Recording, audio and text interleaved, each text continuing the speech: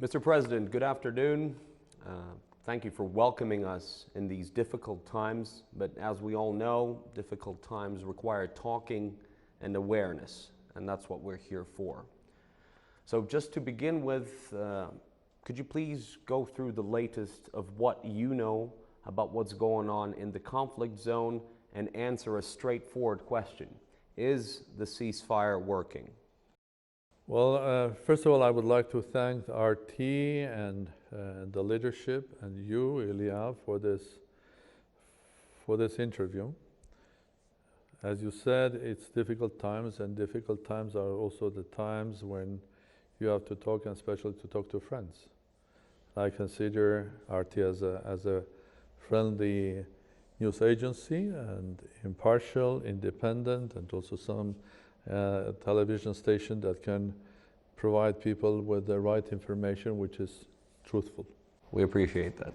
And to straightforward answer your question, the answer is unfortunately not. The ceasefire is not kept fully, and it's not only my words, it's the recognition by a lot of international monitors and from Armenian side as well. And it was just recognized a couple of hours ago by Foreign Minister of Russian Federation, Mr. Lavrov.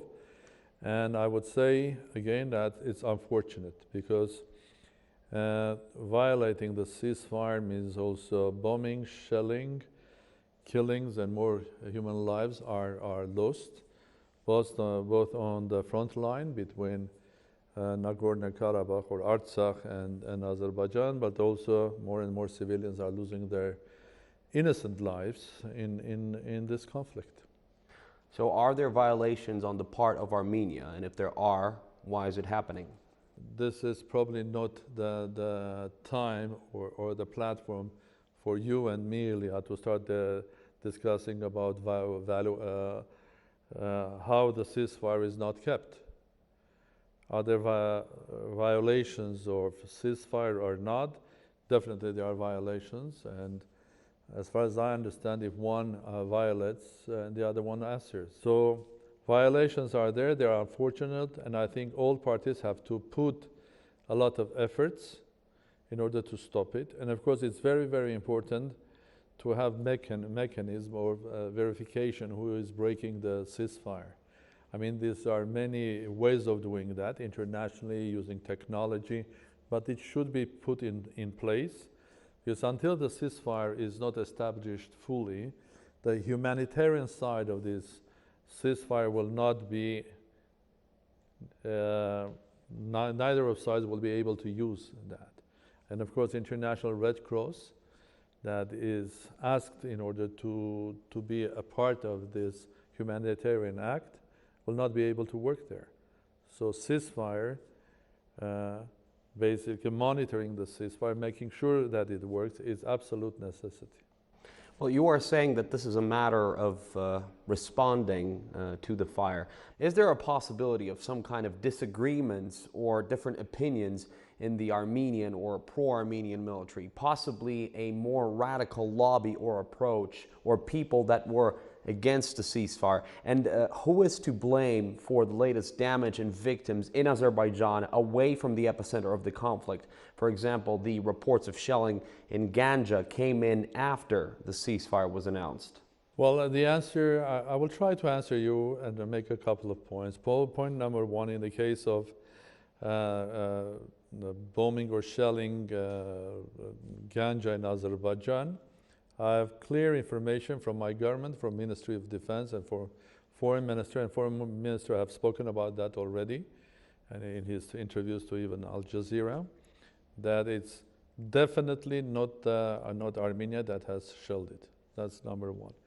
Number two, when you are speaking about breaking the ceasefire, it was unfortunately immediately after the ceasefire was announced at 12 o'clock, Stepanakert, the capital city of Artsakh Republic, was shelled. And I'm speaking about civilian shellings as well.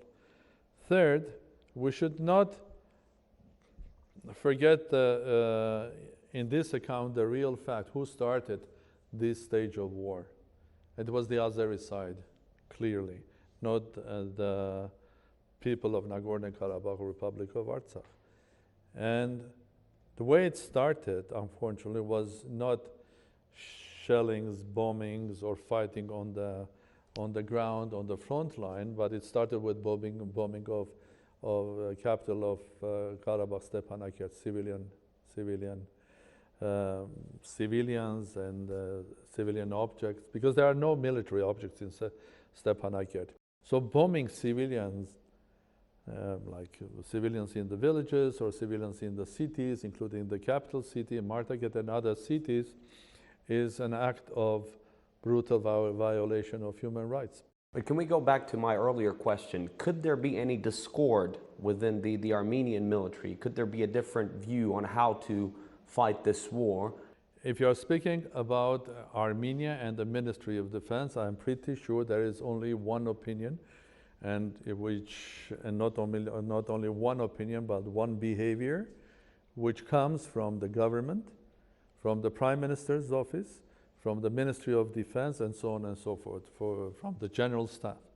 For a simple reason, because the Prime Minister is in charge of, as the top executive officer in the government, to run all of these activities.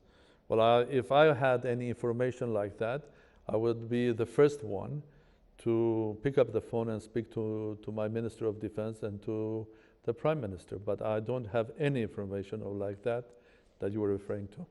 Well, Mr. President, just again, to make it clear, when you were saying that you are unaware of any shelling or bombing of Ganja from the Armenian side, would you say that this is a staged provocation in that case? This war is continuing more than 2 weeks already. Partially now with the ceasefire on, and before in a full scale, and go into the details, was this a provocation or not, is a detail. Well, the big picture is that 27th of September, Azerbaijan decided that they are no longer interested in going ahead with negotiations around the table of the OSCE Minsk group.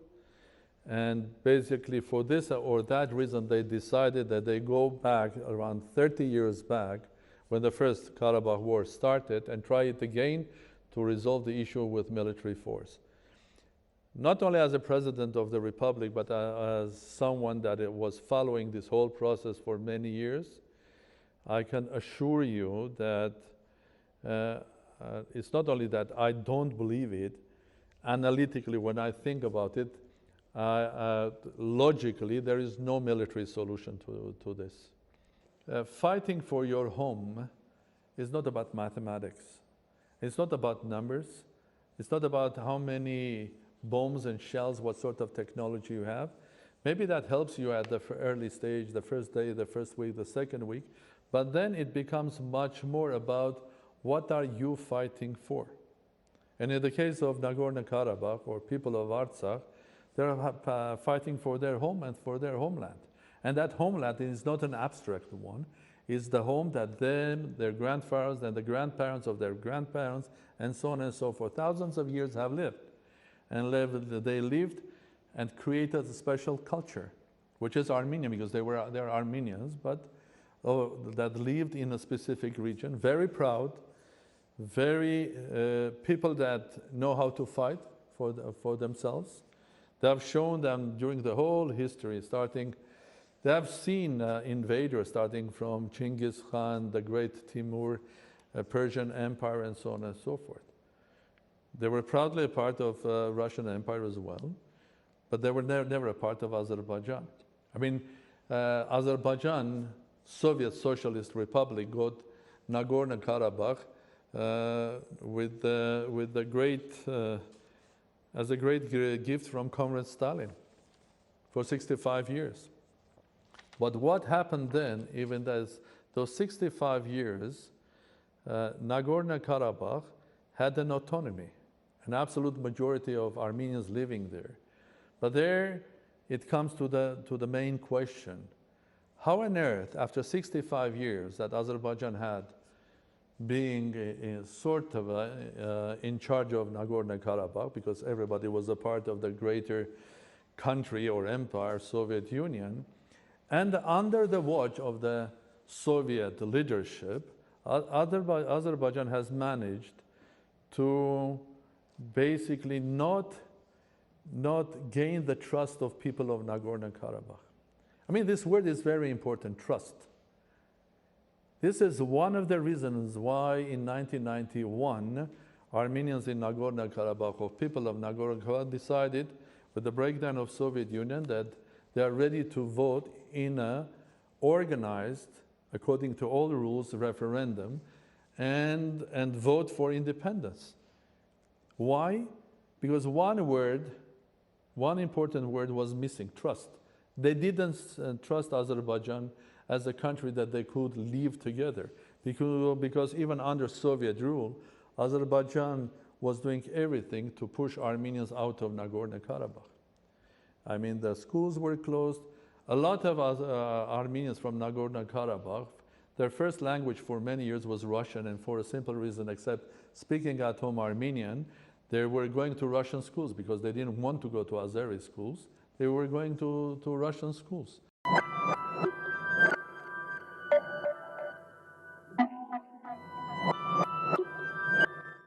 How on earth anybody thinks that people of Nagorno-Karabakh can trust Azerbaijan now after the first war, after the second war, after losses of so many lives, to trust them to live under an autonomy under Azerbaijan? I think it's quite impossible. Let me put it this way. What's more important for the Armenian government under the current given circumstances?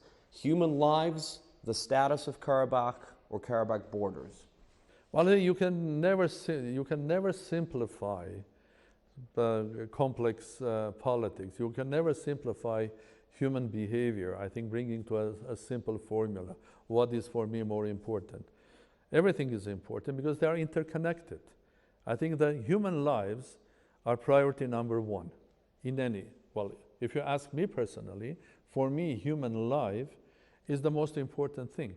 And if we are thinking about resolving Karabakh issue or any conflict, I think what you have to put as an access to this solution or a process is the human life. And it doesn't matter the age, the race, the color of your skin, or your religion. What is the absolute value is the human life. So human life, but how do you protect that human life? You protect that human life through specific institutions or specific guarantees, which in this case could be your status of your state, or the soldier that is standing on the border. So they are all interconnected, and there's no way that you can say this is more important than the other one. The most important, at the end of the day, is the human life. But at the same time, when I was talking to my colleagues that are actually working there, that they were telling me it felt like hell, and towns were being bombed. And in that sense, some people were saying that it seemed that the Republic was not prepared at all. Although we do understand— Which republic? The Republic of Nagorno-Karabakh. Is not prepared for what? For this kind of situation when the towns are being destroyed. So historically, these people have always been fighting. Well, of course, there's always criticism to every government. Well, have you seen any government which is not criticized, even with the biggest victories? There's always a thing that you regret. I have a second thought. I should have done this before. But one thing that we all have to regret here is that the start of the new war. And that decision was not made by the people of Nagorno-Karabakh, by the leadership of Nagorno-Karabakh, or by the leadership of Armenia. That decision was made by Azerbaijan. And they started 2 weeks ago this war. And they are going to bear the sort of moral responsibility for that. It's not Karabakh that started this war. But that doesn't mean that you couldn't have seen it coming. Well, basically, yes, of course. I think the war never stopped in Karabakh. Even with the ceasefire in '94, I think I would say that we all didn't succeed, to put it diplomatically, to keep on the track of negotiations and a dialogue here. In the case of Nagorno-Karabakh, if you think and you ask them, what do you think is victory for you? The victory for them is is just protecting their homeland. Nothing more. No more Azeri territory, no more of this or that. Just protecting their homeland and homes and their families. When you ask Azeris if I am going to judge by the remarks done by Azeri side, this is about Nagorno-Karabakh without Armenians. Well, in modern world, there's a word for that which is called ethnic cleansing, okay? Even if you manage with ethnic cleansing, that war, human war, will not be over ever, okay? I mean, maybe there'll be no physical war, maybe you will control the land, but there'll be a human moral sort of a fight that will continue. And an example of that is the Armenian Genocide that happened 105 years ago. 1.5 million people perished. Was it over? No. Why it's not over? There are so many countries that have recognized the Armenian Genocide.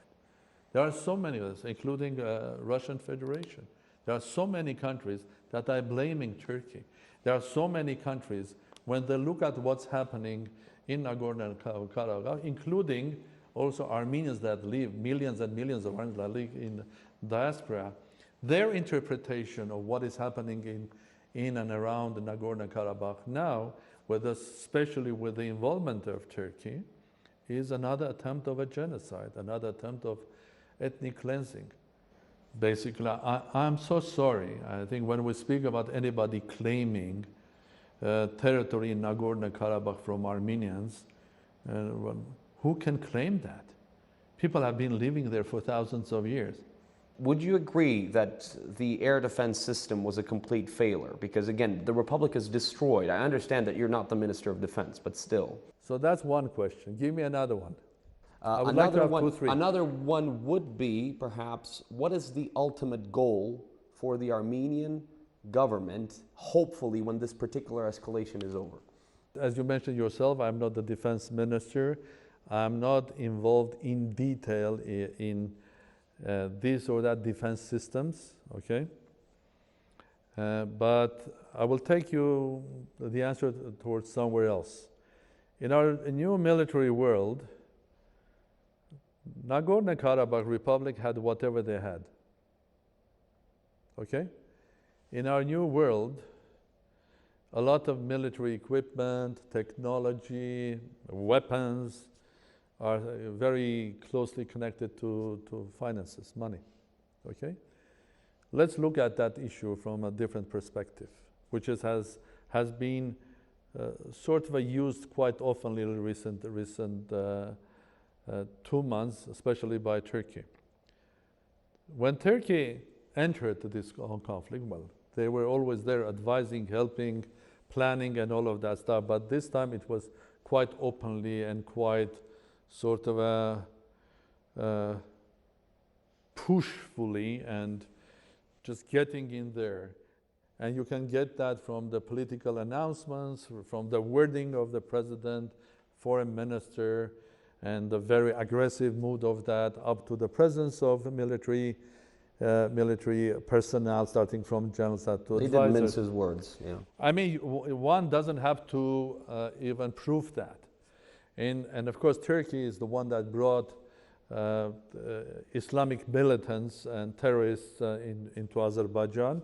And I don't have to prove that either, because it's now internationally recognized by many, including Russian Federation and special departments of Russian Federation. But of course, as usual, Turkey was doing you need an excuse. Why on earth you are doing that? And one of the excuses why Azeris are our ethnic brothers.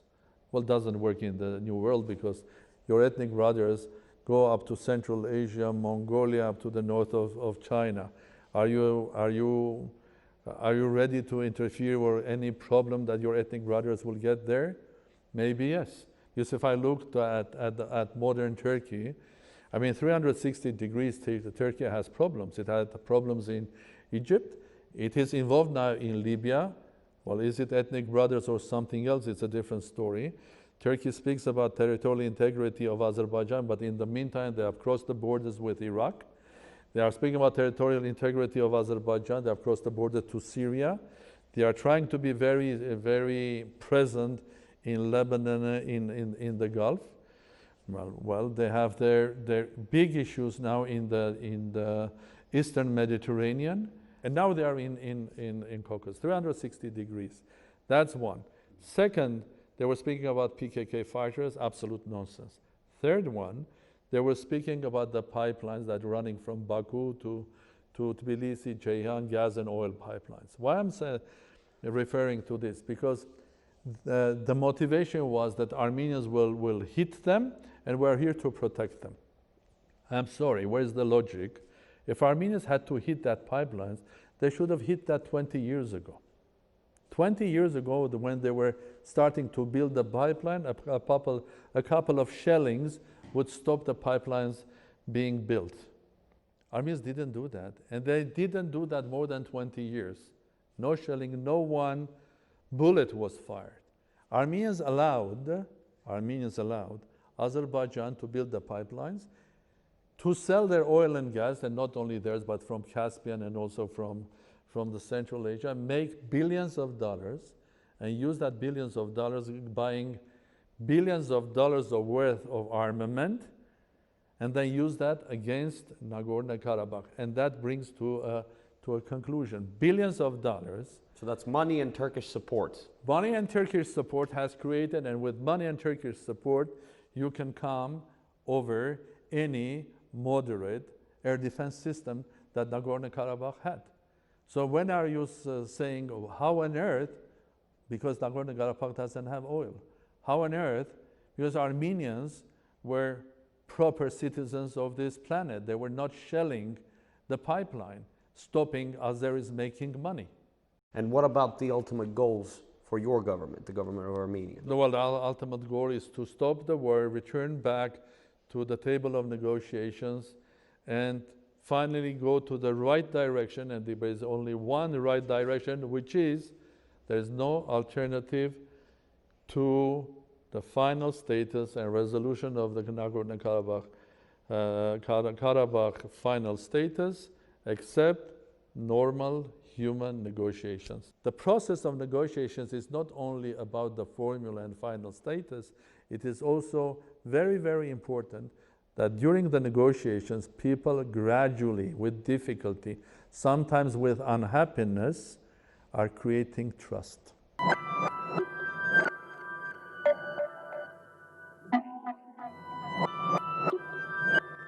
What is the realistic vision? I mean, we understand that we're not going to go back to the same status quo as it used to be. That's just impossible at this point.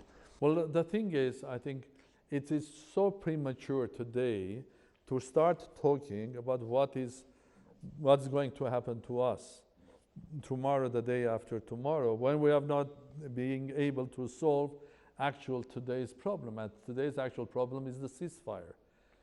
Because the process itself will define it. I think if I'm going to say, this is what I want, and the other side will say, this is what I want, we are quite apart from each other.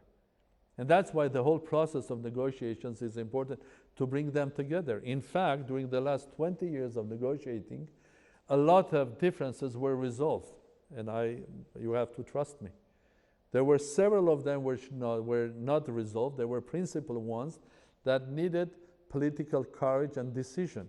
But otherwise, and when you are speaking of a conflict of this scale and size, there are so many details that look like details, but you have to negotiate them. So all of that was done. Now it's broken, but there is no other way. You have to start negotiating again. I mean, for us, it's very important, I told you. I think it's that Nagorno-Karabakh people and the Republic, they don't see any other solution except Armenians in Nagorno-Karabakh living freely in their homeland with dignity. And for every Armenian worldwide, including in Armenia and in diaspora, what is important, not to have the danger of another ethnic cleansing and genocide. But what will be the outcome? I'm sorry, Ilya, well, I will restrain myself to coming up with a prediction or speculation, because it will look like more speculation rather than hope or a vision. What I am saying today, it's the time to stop the war. I mean, you look now at the city of Stepanakert. Well, even from a drone. I mean, it looks like it's a city after the Second World War. That's what I was asking you about. I mean, how on earth these people, when they every day they wake up and go every and each time to a shelter, and they live in a city that they have restored after the First War with love, because it's a beautiful city, and now it's completely destroyed. Let me give you an example. In Shushi, there is a church of the Christ the Savior. It's a beautiful church built in 19th century. More or less the same time there was a mosque built in Shushi, because there was Azeri minority living in Shushi. And after the First War, both of them were destroyed. You know, the government of Nagorno-Karabakh, with the help of donations coming from Armenians abroad, I don't want to give names, and some non-Armenians, friends, and some of them are not Christian at all, they were Muslim. The church of the Christ the Savior was restored, the cathedral, okay? And then what happened after a couple of years, the mosque was restored. So this is Armenian approach. So what happened with the war starting now? Azeris targeted the church, the monastery. And you know who was there inside? Women and children. Not weapons, including journalists, including Russian journalists. They were hit, they were wounded. The number one motivation for Friday's talks in Moscow was to avoid a humanitarian disaster. What's been done so far in that regard, and what are the numbers for the refugees, for the casualties? That's the saddest part. Have all the refugees been moved to safe zones? Have all the vulnerable people been evacuated from Nagorno-Karabakh? Well, humanitarian has many layers here. Of course, humanitarian means also stopping the war on the front line, allowing international organization, humanitarian ones like the Red Cross, that to help the withdraw the wounded, the dead, and the bodies and everything. Humanitarian also is to look what is happening, because a lot of people have lost their friends, their relatives. Humanitarian also means about, because we have a big number of refugees now from Nagorno-Karabakh. As a president of a country, I'm proud to say that what I found with the first day of the war, that there is a national unity here. As an example of that is the way people self-organize them in order to take care of refugees from Artsakh, from Nagorno-Karabakh. I mean, even before the government has started to move the Ministry of Social Affairs and so on, the Ministry of Health, volunteers, thousands of them, started taking care of them. Do you have the latest numbers, or at least possibly estimates? Well, it's big. It's big. Okay. It's very big. We're speaking about thousands and thousands of people. The role of Russia. Has Moscow done enough, not only as a peace broker, but also as an ally of Armenia? Well, I think I have defined for myself personally several important principles when I think about Russia's policies in Caucasus. The one was recently reminded by President Putin, I think it was on the 7th of October, saying clearly that Russia has relations with Armenia. There are treaties signed, both political, military, and Armenia is also a part of treaty organization. And President Putin made it clear that Russia is going to own every and each agreement. It's absolutely clear message to one of the principles that I think it's important for Russia and Russia's policies in Caucasus. And I salute that, because this is showing that Russia is a reliable partner. The second thing is that Russia also has good relations with Azerbaijan. Russia has very good relations with Azerbaijan and very good relations with Armenia. There's so much balance that the two sides can trust Russia as a mediator. And that's very important. It's not only that two sides can trust the mediator, that side, the third side, which is Russian Federation, is taking the very hard responsibility of being a mediator. It's not easy, huh? So it's trust and responsibility that brings sides together to start talking, and basically I hope that we will get finally a ceasefire, and then we'll start building up on that ceasefire. And Russia's role is crucial. Of course, it's only important that there is this platform, which is the OSCE Minsk group. They are the co-chairs. And the three presidents, starting from President Trump, President Macron, and President Putin, have appealed to the sides. And I would say, well, of course, President Trump is busy now with the elections, while President Macron, representing Europe, is very actively involved. There's only one thing that I can say, thanks to President Macron, but of course Russia's role is special.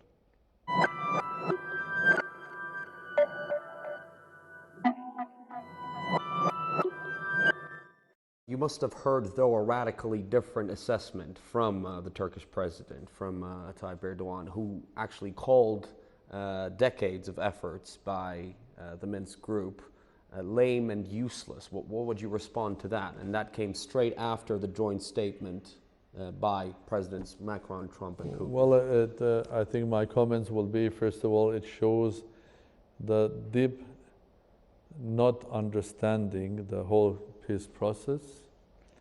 It also shows, unfortunately, the attitude, how to resolve international disputes. It also shows probably that the goal of Turkey are completely different in the area, including in Azerbaijan. They are not targeting, for example, resolving Nagorno-Karabakh issue, but they have something else on their agenda. As I told, some analysts say that the real goal of Turkey getting involved here is not only Nagorno-Karabakh to teach Armenians a lesson and to remind that they will never recognize the genocide, but also maybe to have stronger presence in Azerbaijan. What makes you treat the presence of Syrian Islamist mercenaries on the ground fighting alongside Azerbaijani troops as a fact? And also, Mr. President, you mentioned the PKK fighters. Can you rule out completely the involvement of Kurdish fighters there? Absolutely. That's absolute nonsense. But if you find one of them, you're a journalist, just give me a call, please. Huh? If you want a trace of one. Yes, indeed, in Armenia, there are the citizens of Armenia and citizens of Nagorno-Karabakh of Kurdish, but mostly Yazidi origin. They are ethnically Kurdish, but they belong to a different faith, which is the Yazidi faith. You know, what is important, I think, every and each time, as I told you before, every and each question, the one type of that you just asked me, which is provoked by Turkish side, but in reality is a question that questions the fact that Armenians can defend their homeland. Because they need someone to come and help. I was asked by many journalists, what do you think about will Russia come and support? I mean, Nagorno-Karabakh or Armenia. Will Iran come and work, or the third party? What we are trying to give a message is that we don't want anyone to be involved. We don't want anyone. What we don't want any inclusion. We don't want to complicate the thing. We want an exclusion of one, which is Turkey. If Turkey comes out, I can assure you the ceasefire will be stable and for a long period of time. The moment Azerbaijan starts a war, and with shelling and using of all possible modern equipment that they have bought from worldwide and brought into there, that's a different story. Supplying of Azerbaijan with absolute modern weaponry, they should expect people of Nagorno-Karabakh retaliating and fighting, because they have a strong motivation. They fight for life, not for piece of land. They fight for their life and their homeland and their dignity. Mr. President, with all that support from Turkey, with the money, with the advanced weaponry, why would Turkey or Azerbaijan want to involve Syrian Islamists there? Well, you ask them. I don't know. But you are confident they're there? No, it's not only me confident. You can ask, well, that Mr. Narishkin announced that. And he was not the only head of foreign intelligence of a specific country like Russia, but all the others. So I'm not only confident, we have so many proofs of that. I'm not here to start proving it to you when it's a proven thing. I don't know why. Ask Mr. Erdogan or Mr. Aliyev why they have brought these people there. Realistically, is there a possibility that now a peacekeeping mission could help and could be brought in, and who could take up the job?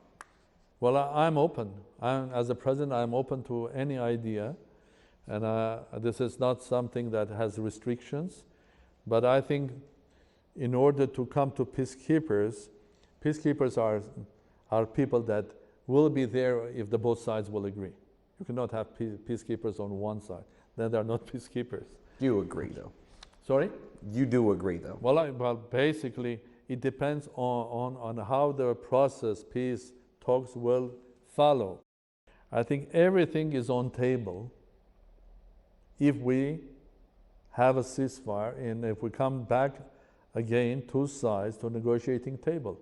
Then they can discuss anything. Peacekeepers, mandate, issues, timing, everything. And it's premature for even someone like me to say, this is acceptable, this is not. Why? I give you another very strong example of that. For years, starting from the first day when Nagorno-Karabakh declared independence, then it was a part of Soviet Union, and then the Supreme Soviet of Armenian Soviet Social Republic has voted that they should recognize the Nagorno-Karabakh as an independent state or maybe even part of Armenia. But later the leadership of Armenia wisely stopped this process. Why? Because it is so simple.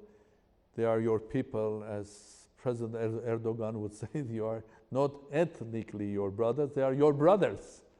By the way, why didn't Armenia recognize it for all of these years? For a simple reason. For a simple reason. Because in Armenia we do understand, by recognizing we are adding another complication to the peace process. For years and years Armenia didn't recognize, to give a chance to peace talks to succeed and to get to final resolution and the status of Nagorno-Karabakh through negotiations. And if the negotiations, final resolution recognizes Karabakh's independence and so on, so then Armenia would recognize as well. So while not recognizing the independence of Nagorno-Karabakh or Nagorno-Karabakh as a part of Armenia, we're giving a chance to negotiations. Very important issue. Of course, if now the war will continue and there will be no chance for going back to negotiations, of course Armenia will not have any other choice rather than to recognize and go and support their brothers. But there is a hope for going back to negotiations. There is a hope for ceasefire, and that's why Armenia today is not doing that even today. Now it comes back to your question about this, about that in the future. It's premature. Let's give the chance to ceasefire, and let's give a chance to people coming back to negotiations and defining the parameters of negotiations. Let's not complicate. Mr. President, I understand the reason is very unfortunate and tragic, but judging from what you told me, you feel that Russia and Armenia have become closer after this flare-up. Would you say that? Our closeness cannot be judged on the level of today's politics, cannot be judged on the level of announcements or attitudes or decisions by groups, some parties. I think our relations were and are and I'm sure will be very deep, much deeper than political events on the surface. Because to answer this question, it will take me again the same word that we were using several times today, trust. And this is not just the trust of two unknown, it's a trust that comes for several centuries. President Sarkisyan, thank you very much for the trust, and let's just keep building it, and thanks a lot for defining so many complex things for us. Thank you very much. Pleasure to talk to you, Ilya.